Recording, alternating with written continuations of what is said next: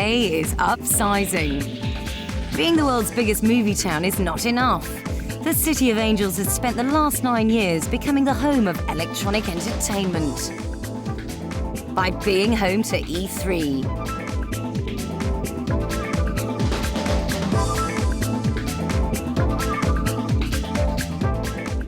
E3 2003 was the biggest yet. From the big guys jumping out of Black Hawks to the big names pushing their new titles. Bigger and maybe better, with 1,350 products going on show for the first time. Hardware was so last year. In 2003, software was king. But it was also the year of the sequel. And a year in which Hollywood came to Gainesville like never before.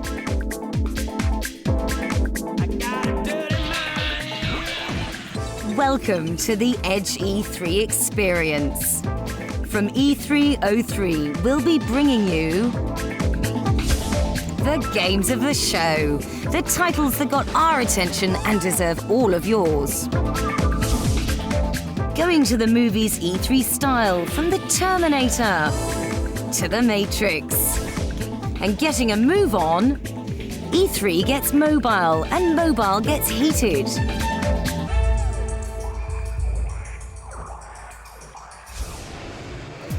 Sony is #1 in the home console market, but just in case you missed that fact, the Japanese giant spent most of E3 rubbing it in.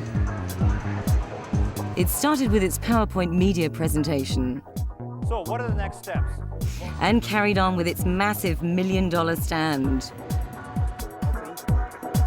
The big announcement was also a big surprise. Ken Kutaragi, Sony's president and father of PlayStation, is about to become a father again. He claims the PlayStation Portable will be the Walkman of the 21st century.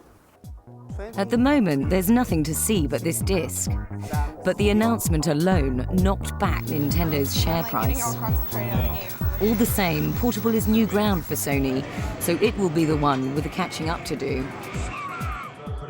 And speaking of catching up, these new headsets for online gaming look quite a lot like Microsoft's Xbox Live system. But Sony was unashamedly bigger, from revealing an exclusive deal on 9 new EA titles to calling on a little help from Tiger Woods. This is live. Tiger hit this shot. So what about the games? Without doubt, the most original was iToy.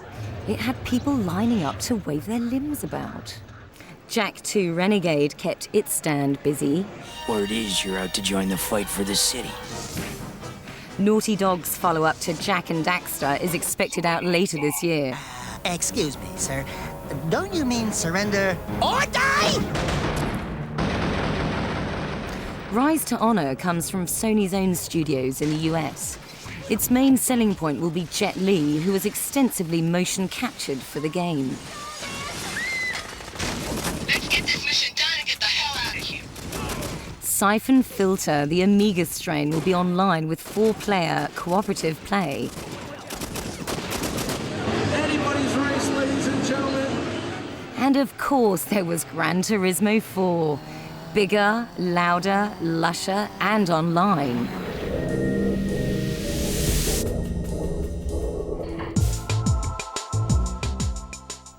There were more than 1,300 new titles at E3 this year. We've sifted out what we think are the top 5 products at E3 2003.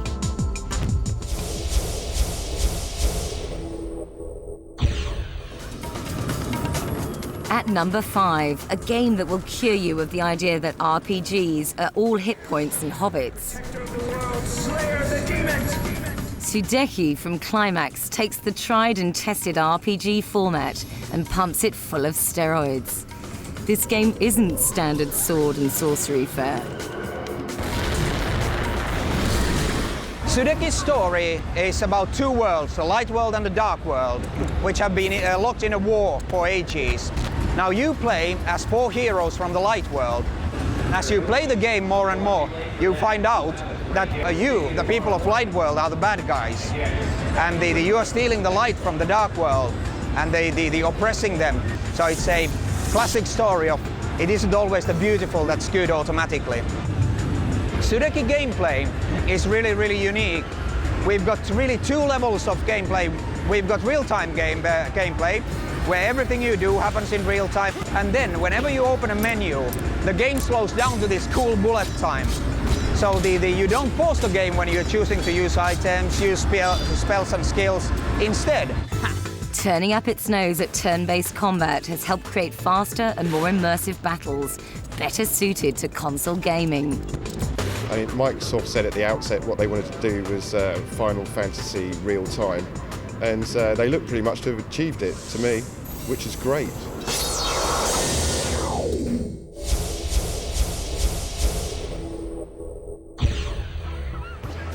At number 4 in our chart comes a gaming gadget which has its eye on you. The USB webcam iToy is an inventive peripheral for the PS2. The iToy technology is a result of a research project carried out by Sony's American division. I think iToy is great. I mean, it really shows the innovation of where this industry is going in the future. The fact that it's only $40 in the US is really cheap, and I think the games are fun. I mean, I played like a punching game. We sort of like punch a guy, and it's, I think it's great. I mean, it's one of those things that I think might be a little gimmicky. I mean, I don't think you'll be playing it for years and years, but for $40, I mean, if you can have a couple weekends of fun with your friends, I think it's, it's a great toy. Third-party developers are yet to start creating games for Sony's iToy, but the unit is packaged with 12 titles. There's a lot of variety. There's a kung fu fighting game. There's a window washing game. There's a rhythmic game. But as far as future titles, this does have a lot of long-term potential. The downside is it may do as much for your credibility as karaoke. But if sweating doesn't sell it for you, Sony is suggesting there are a couple of other applications for the iToy technology, including video conferencing and virtual pets.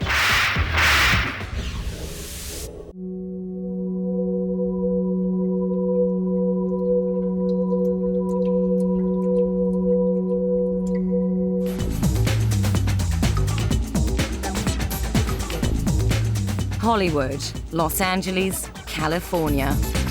Yet another red carpet in Tinseltown, but this is not a celebration of the movies. It's E3 week. Atari are the hosts, and this is the launch of Terminator 3, Rise of the Machines, the video game. This is Terminator, man. The great thing about video games now is they become an extension of the storytelling experience. You're into the movies, you're into games, you're into comic books. Yeah. That's the same mind. So I'm a game lover. I'm excited about it. This is the future, my friend. This is where it's going. Get down.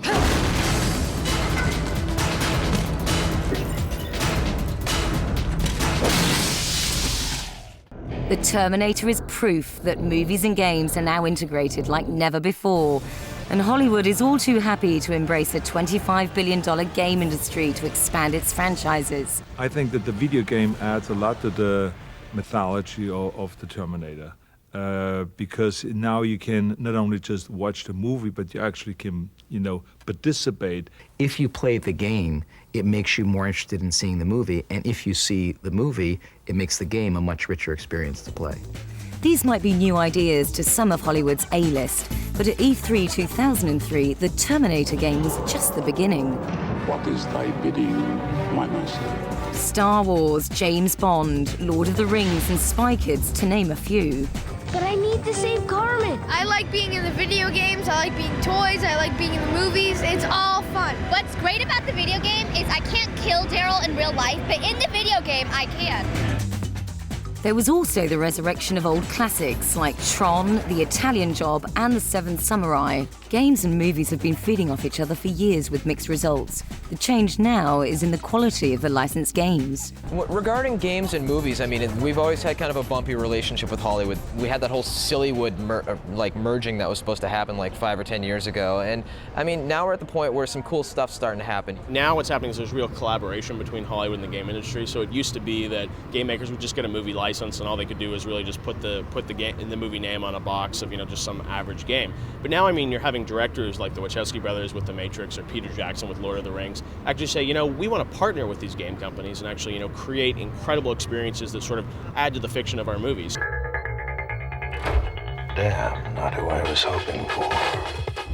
Of all the film-to-game experiences on show at E3, none could match the hype of Enter the Matrix.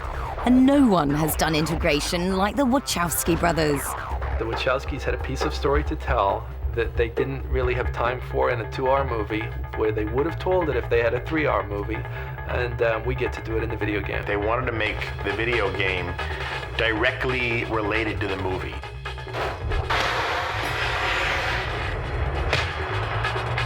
Enter the Matrix is written by the boys, directed by the boys, cut by the boys, so they're actually directly involved in the making of the video game, which was their idea from the beginning, which has never been done before. That meant that all the same equipment was used, the same film stock, with the same actors, all the same crew. There were hundreds of people on this set, and they're working on a video game. It's going to raise the bar for what people understand to be a fight game in the same way that the Matrix film raised the bar in terms of what people saw as a fight sequence. Enter the Matrix is already a million-unit seller. But what are the consequences of marrying celluloid with polygons? I hope we don't get to a point where studios go, you know what, let's not make that great script because it doesn't make for a good game. My feeling is if there's a great script, they're so hard to find anyway that every studio in town would chase after it anyway, and then somebody would figure out how to make a good video game. I'll be back. If the game is engaging and challenging and compelling based on its gameplay, based on that feeling you have when you're playing it, that you're really in the zone and the clock goes by and you don't even notice, it doesn't matter what movie's attached to it. So movies are just one part of the equation in a good gameplay experience. When you have companies spending the tens to $30 million on these licenses and then actually taking the time to create a good game, it's something that's going to mean more mass market for the people out there, because you know, there's people out there that like the Matrix but have never played a video game. They try the Matrix game, they like it. It's not just a total piece of crap like a lot of the old games were. And then it opens up a new person to come into this industry.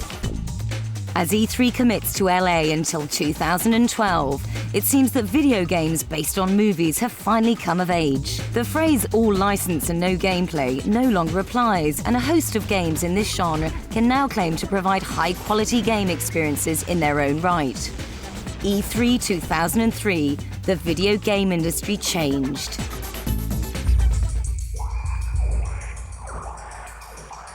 For many years. There was no doubt about what was Nintendo's killer app at this year's E3. Please welcome Mr. Shigeru Miyamoto. It was 5'7" of gaming god.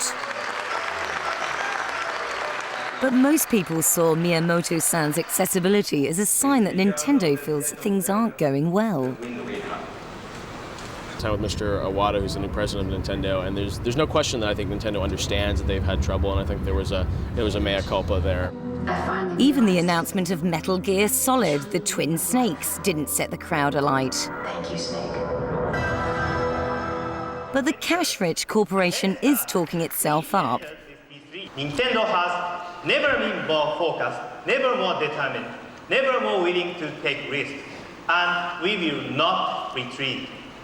Make no mistake, we are staying right in the middle of the home console battle. And it says it's already got the GameCube's successor in development. But for the current Cube, Nintendo's biggest announcement was a Miyamoto dream. I'm a really big Pac-Man fan. And actually, I went and I made a Pac-Man game for GameCube. The new Pac-Man will make the most of the connectivity between the GameCube and GBA. 3 GBA players can be Ghosts, and the GameCube player will be Pac-Man. Ever since I first had the idea for GameCube, I thought it'd be really fun if people could play Pac-Man together. One on the TV and one on the Game Boy Advance.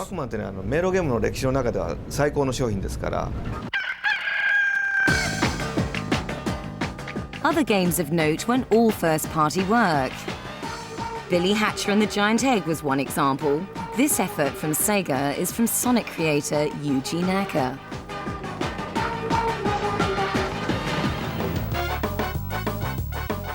The first-party titles getting the most comment included Mario Kart Double Dash, but there's disappointment that it won't be online.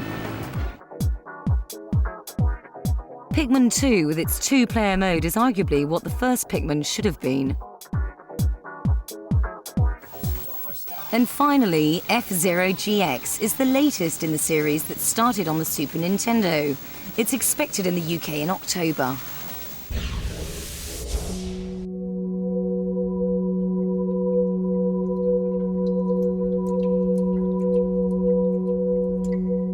Hi, I'm John Gaudiosi, the Hollywood reporter, and I was an E3 judge this year. The following is my video diary. They often say that E3 starts on Wednesday, but anyone who is in the industry knows that Monday morning is when we start.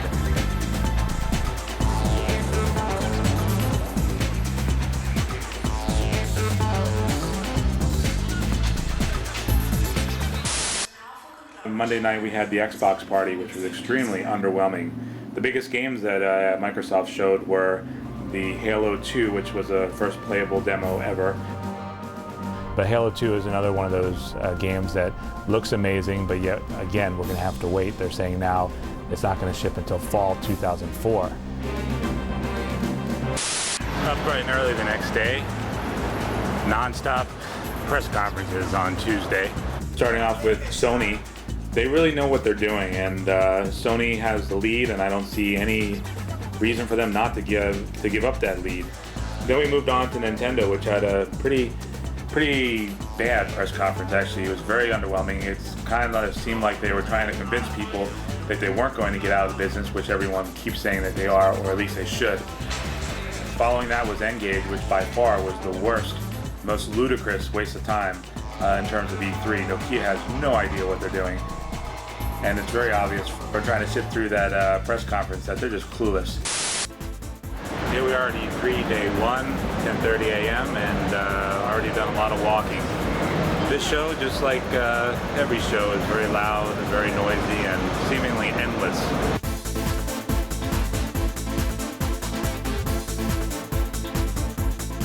Usually by noon, every game starts to look the same.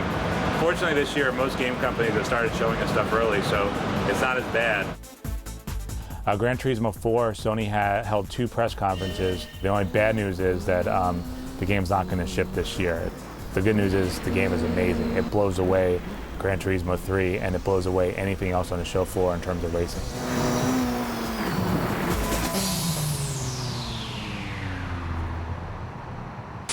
Now entering day 2, and yesterday was non-stop from 9 a.m. until 12 a.m.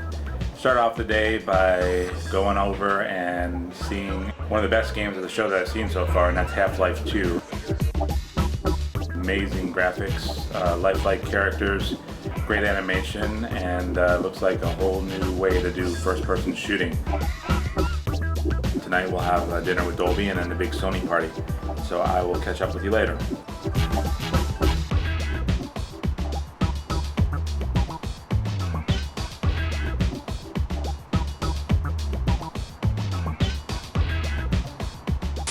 Here we are, last day of the show, thank God. Today we're gonna catch up on all the appointments we've missed during the last couple of days and also see the last remaining games. To me, E3 means a solid week of appointments, lots of walking, lots of parties, and no sleep whatsoever. And usually it means the week after I'm going to be sick.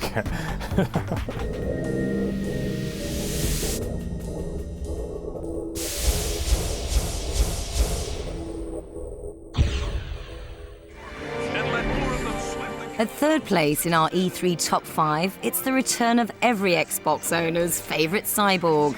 The Master Chief's back in Halo 2. I won't. Special screenings of a gameplay demo and new movies drew huge crowds and a long queue, desperate to catch a glimpse of the ultimate console FPS. I'm waiting for it extremely quick. I want it bad. I want it so bad right now. It was definitely the only title worth owning on the Xbox at launch. I'm really excited to see what they do with the sequel. It's been over a year since the Halo 2 teaser movie appeared, and since then, hard facts about the sequel have been thin on the ground. Halo 2 picks up almost right where Halo 1 leaves off. I think a lot of our fans know that the Covenant have reached Earth and are starting to destroy it, and it's Master Chief's opportunity to go in and liberally kick some Covenant ass. The prospect of a new multiplayer experience in Halo 2 is what most gamers are looking forward to. That plus the online aspects. Halo 2 will be on Xbox Live, and we think Xbox Live is really cool, and we plan on doing a lot of stuff with it. As well as supporting Xbox Live, it was the Master Chief's new skills which got the biggest reaction at the press conference demo. He's now able to use weapons John Woo style. In the case of dual weapons, imagine using a plasma pistol in one hand and a submachine gun in the other. Well, you'll make that choice because you might want to take out a Jackal shield with a plasma pistol and then finish him off with a submachine gun. But that whole time I can't use grenades. So once again, I have to keep actively making choices in the way I play the game. They say the best things come to those who wait, but Halo 2 has already slipped twice from its release schedule. Let's hope rumors of it slipping again are unfounded.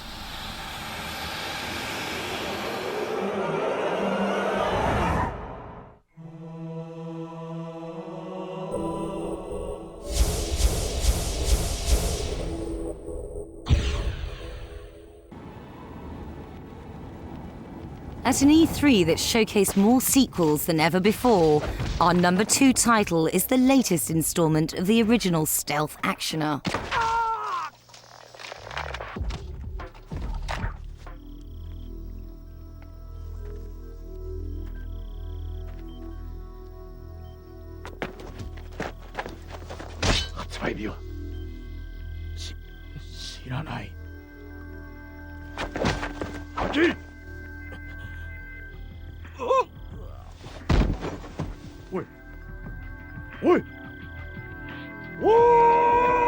Hideo Kojima's given us a new kind of Metal Gear Solid.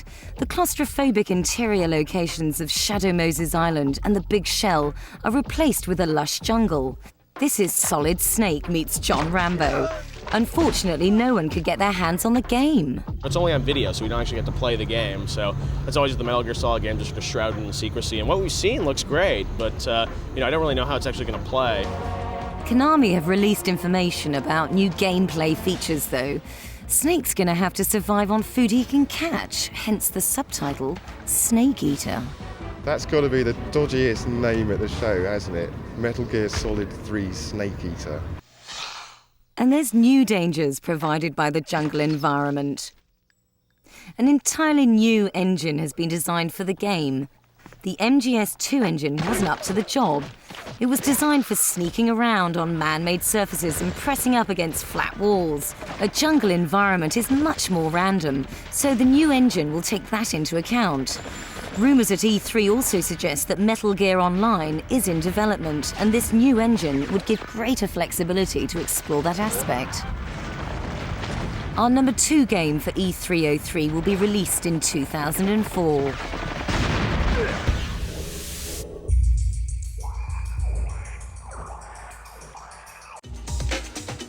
PC gaming may not take up the same spectacular stand space as the consoles, but E3 2003 saw PCs with as strong a lineup as any. The big guns were Halo and Half-Life 2, but there were others which deserve not to be ignored. 21 years after Tron blazed its way onto the silver screen, Monolith is bringing it to the PC screen. The game will be set 20 years after the events in the movie. We took a lot of iconic elements from the movie, the disc, the light cycles. You'll get a chance to see tanks and, of course, the cool circuit suits that people wear. Eyes on the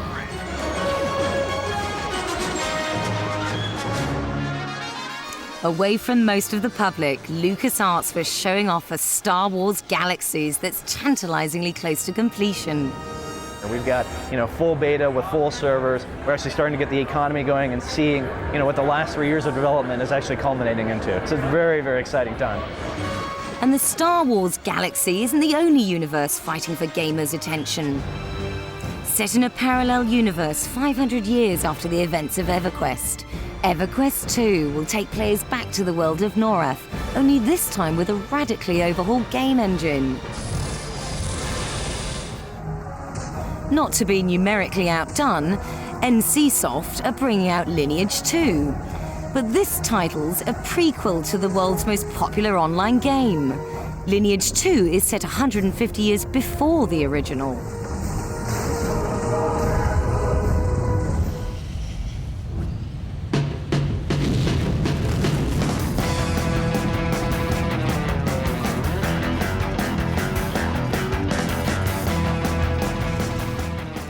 Ubisoft's impressive-looking FarCry will showcase the latest AI and physics technologies from German developers Studio Crytek's.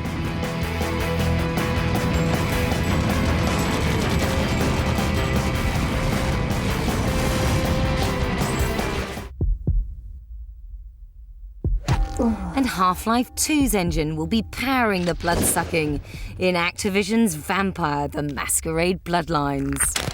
Don't keep me waiting. I can only amuse myself for so long.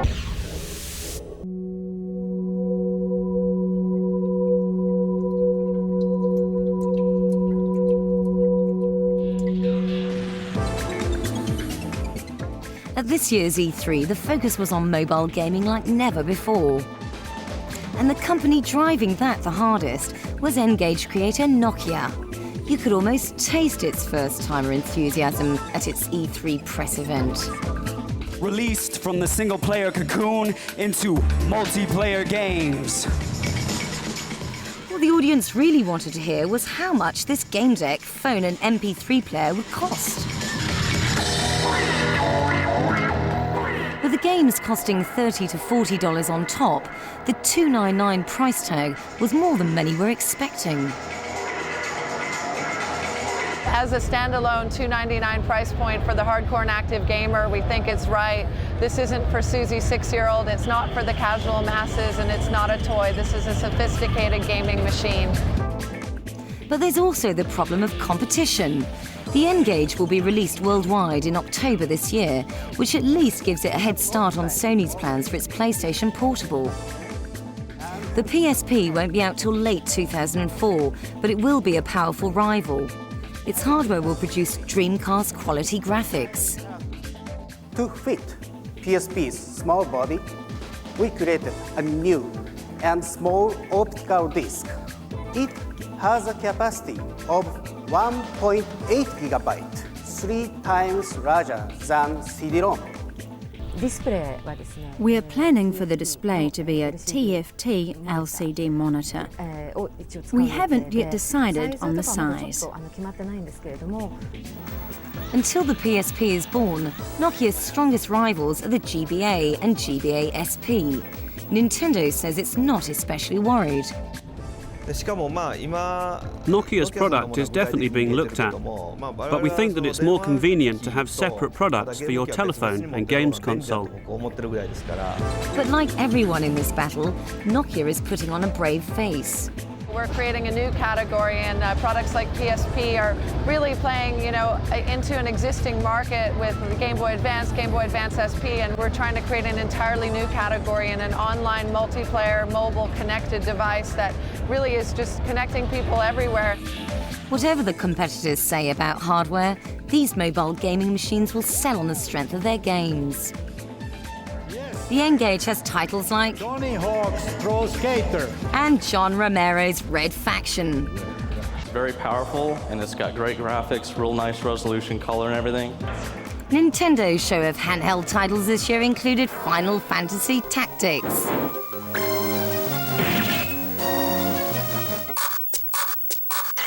Boktai: The Sun Is in Your Hand, and Advance Wars 2.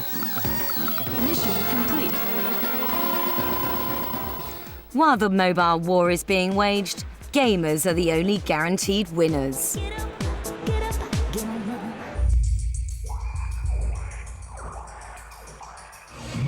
The Microsoft press conference was corporate, aggressive, and had a gung-ho feel to it. Yeah, I noticed you mixed in some audio from last year's show. Well, just the promises, baby. Last year's promises were about Xbox Live, and Microsoft claims it's delivered. With a new online sports league it's calling XSN Sports. Work your way into the XSN Sports Hall of Fame. And now the Xbox will be karaoke for your lounge with the Xbox Music Mixer. But even the audience members who were on the payroll saved most of their whooping for the games. And the biggest of those was Halo 2. Next to that, Microsoft seemed most pleased with an exclusive announcement from LucasArts. Republic Commando is expected in mid-2004.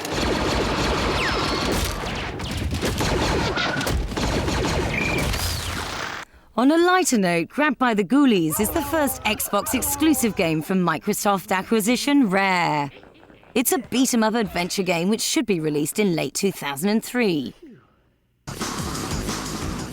Project Gotham Racing 2 is promising more of the same, only better. More kudos points for close-to-the-edge driving, more cars and more exotic locations. And then there's 13.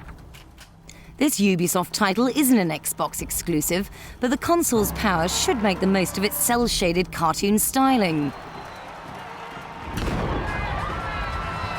At this E3, we saw 13 almost complete and due for release later this year.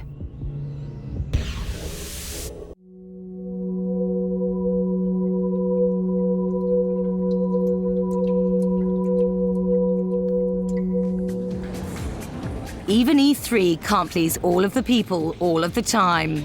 This may be the biggest gaming show on Earth, but some attendees felt let down by a few of the main performers. I didn't expect Nintendo's stand to be so disappointing. Generally their track record is almost every E3. They've done something groundbreaking or something shocking. I really, really hope Nintendo doesn't go the way of Sega, but it's not looking good. And I don't know how they could do a press conference where they've got Shigeru Miyamoto, Will Wright, and still remain utterly unconvincing. Very few people had complaints about any of the software on show, but for some, what they couldn't see was what bugged them the most. There are several games that just, they aren't on the floor, and it's always disappointing to kind of hear all the hype, and then you really want to get your hands on them. The Lucas stuff, they're always behind closed doors, and you know, you always want to see like the new Sam & Max. Why won't you just die? It's very hard to see those kind of games unless you know somebody there, so that's always a little disappointing. This is so degrading. I'd have to say the biggest disappointment for me this year is not being able to get my hands on and actually play Doom 3. I'm tired of being teased with videos. I want to get my hands on the damn thing. Hook me up.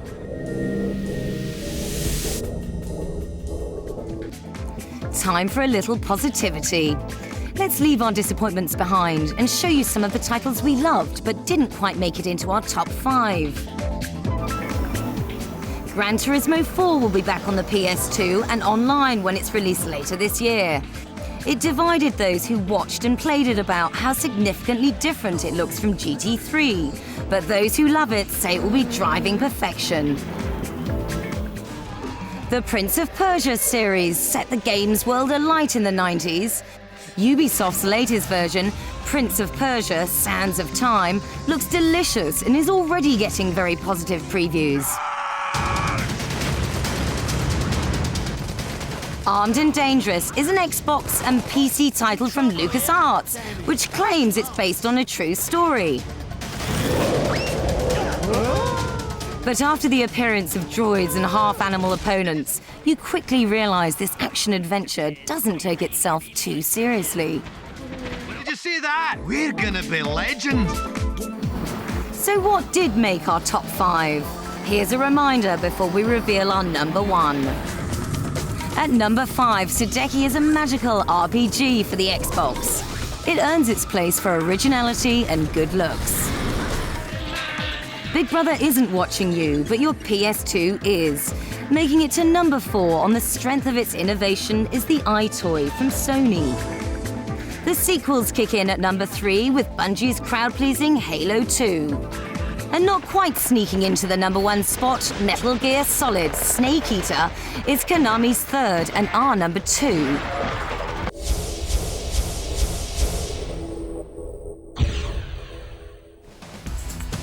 But the hands-down number 1 game of E3 2003 left them all behind. And the winner is... Well, absolutely no competition. Half-Life 2. It is mind-blowing. For the duration of E3, gamers happily endured long queues to watch a 20-minute gameplay demo. Half-Life is like the best game ever on the PC, and this is the sequel to it, and they're doing stuff with PC games that no one else is doing. Valve has been working on a Half-Life sequel since completing the original game. But until this year's E3, they've been tight-lipped about their new FPS. It's been quite a challenge to keep the game secret this long. Part of it has been that we do it all ourselves. We're using our own engine, we're using our own funding. You know, we want to get people's feedback, so it's great that we finally get to show it. In Half-Life 2, you're on Earth, you're Gordon Freeman again, and there's some new characters, such as Alex, who is the daughter of two of the scientists at the original Black Mesa incident. There are some familiar bad guys. You'll see zombies and you'll see head crabs, and there'll be a bunch of new people that you face. One of the creatures that people seem to respond to really well when we're showing here at E3 are the Hydras. It takes things a huge step forward. You've got a proper real world with real world physics.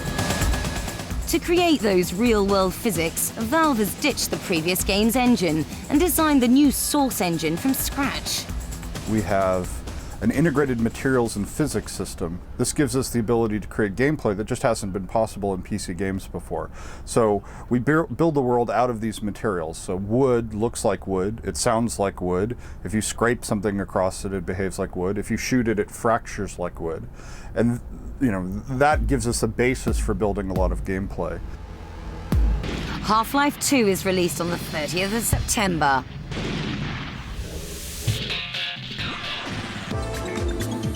This has been the Edge E3 experience at E303. Next year's show is set for the week beginning the 10th of May in LA. We'll see you then.